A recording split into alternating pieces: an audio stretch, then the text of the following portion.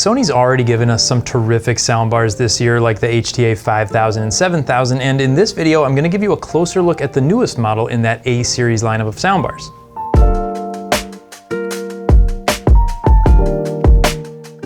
Hi, I'm Carl from Apt, and this is the HTA3000. This is the smallest in the A series lineup, coming in at 37.5 inches wide, so it's not what I would consider compact, but it is smaller than the others. The size of this one is going to lend itself best to TVs between 50 and 65 inches, but it certainly sounds good enough to use under a 75 or 85 inch model if you need to save some space. On top of the speaker are some controls for power, source select, Bluetooth, music service, which is essentially a Spotify button, and volume. Plus, you get some additional controls on the included remote, like voice to amplify dialogue, and night, which is going to bring up the quiet sounds and suppress the louder ones, so you can listen at night without disturbing anyone who might be trying to sleep or study in another room. Then, if you look around back, you're going to see all of the connections. Starting off, you get an S-Center output, which is a feature that works with certain Sony TVs. Using this connection is going to send the high frequency sounds through the TV's speakers and then the mids and lows through the soundbar, which helps the audio sound fuller and the vocals will stand out more. Next is an HDMI out with an enhanced audio return channel. There's an optical input and a USB for playing back audio off of a thumb drive. Now for wireless connectivity, you get Bluetooth 5.0 and Wi-Fi that's going to work with features like Apple Airplay, Google Chromecast, Spotify, and 360 Reality Audio, or it's going to let you play back music that you have stored on your home network.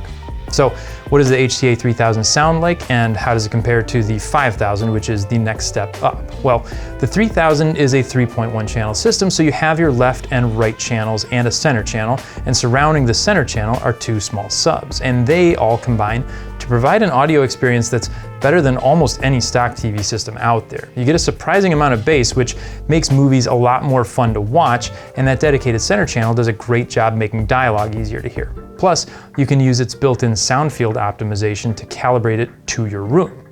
As far as how it compares to the HTA5000, it's not as robust, and the height effects in Atmos and DTS:X content aren't quite as effective. When you move to the 5000, you're not only getting the two up-firing channels on top for height effects, but you also get side-firing beam tweeters that widen the soundstage, and they're going to create more depth. So, which one should you get? If you're looking for more impactful height effects for Atmos and DTS:X, you'll probably want to invest a little more and go with the 5000. In addition, you also get those side-firing tweeters. But if you're interested in saving some money and still getting a terrific improvement over your TV speakers, you will definitely be happy with the 3000. If you're in the market for a new soundbar and you have any questions at all, be sure to contact our specialists here at Apt. We'll help make sure you find exactly the one that fits your needs, and we have sales going on all the time to make sure you're always getting the best price out there. Thanks as always for watching, and we'll see you in the next one.